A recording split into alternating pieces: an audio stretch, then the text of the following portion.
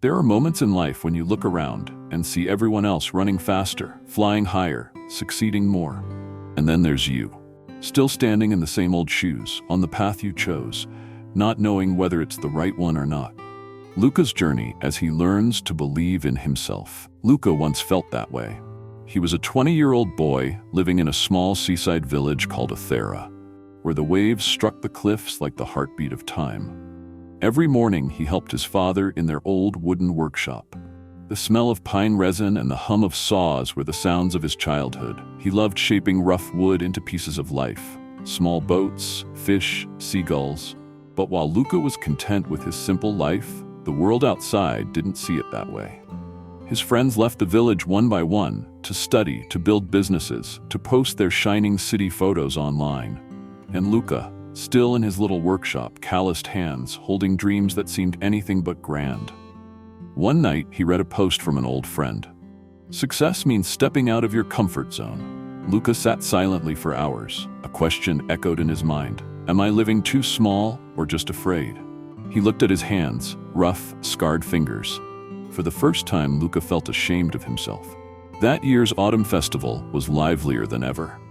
The people of Athena filled the square with colorful stalls, grilled fish, honey cakes, and handcrafted goods.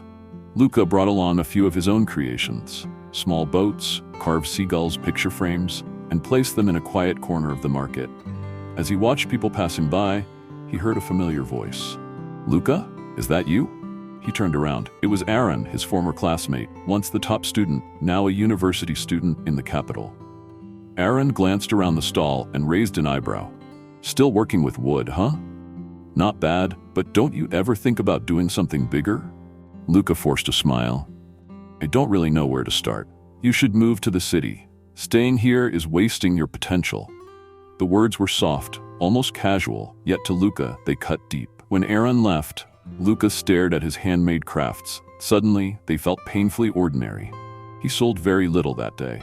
And when night fell, the sound of the waves felt like quiet laughter at his expense. The next day, Luka left work early. He wandered to the beach, once his place of peace, now a mirror of emptiness. On the sand sat an old man mending a fishing net. As Luka passed by, the man spoke. "You look troubled, young man." Luka forced a faint smile. "I'm just wondering if I'm wasting my time." The old man looked at him with gentle, knowing eyes. "What do you do for a living?" "I'm a wood carver." "And do you love what you do?" "I used to, but now I'm not sure." The old man thought for a moment, then handed Luka a small piece of wood. "Carve something, anything you see."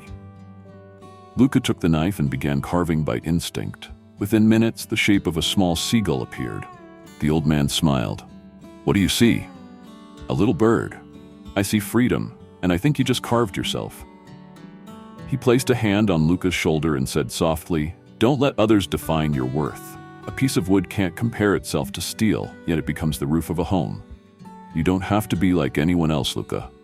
From that day on, Luka returned to his workshop with a new spirit. He no longer tried to make what people liked, but what touched their hearts. He began carving stories into wood.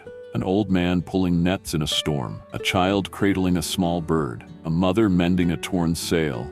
Each piece carried the soul of the sea village. People came to see his work and felt something deeply familiar. Word spread, and soon a curator from a small city museum invited Luka to join an exhibition, Art from Silent Hands. Luka hesitated, afraid he wasn't good enough. But the old fisherman appeared again and said gently, "If a bird never flies, how will it know what the wind tastes like?"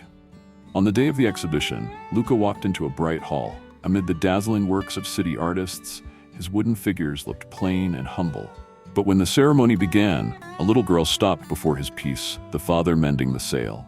She tugged her mother's sleeve and whispered, "Mom, it reminds me of Dad." The words nearly brought Luka to tears. He realized, the value of art isn't in its perfection, but in how it makes someone feel. The exhibition ended with praise, not for technique, but for the humanity in Luka's work. When he returned to Athena, the villagers greeted him with smiles and pride. The mayor even asked to place one of Luka's sculptures in the town square, as a symbol of their home. Luka chose the largest oak log, strong yet warm, just like the people of Athena. Day by day, he carved a ship battling the waves, guided by a young man at the helm. Each strike of the chisel was a heartbeat, steady and sincere. When the sculpture was finished, he carved a small line beneath it. Don't measure yourself by someone else's standards. Be the one steering the ship of your own life.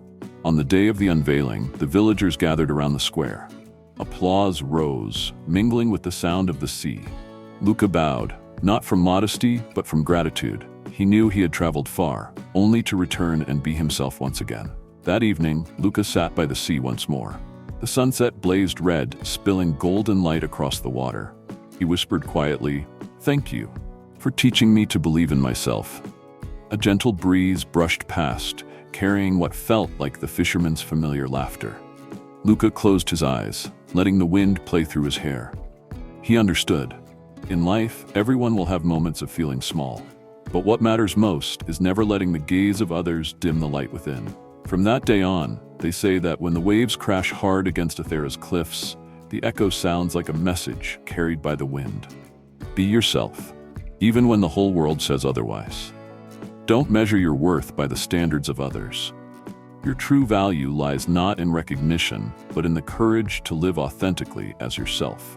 If you find this video interesting and meaningful, don't forget to like and subscribe to my channel.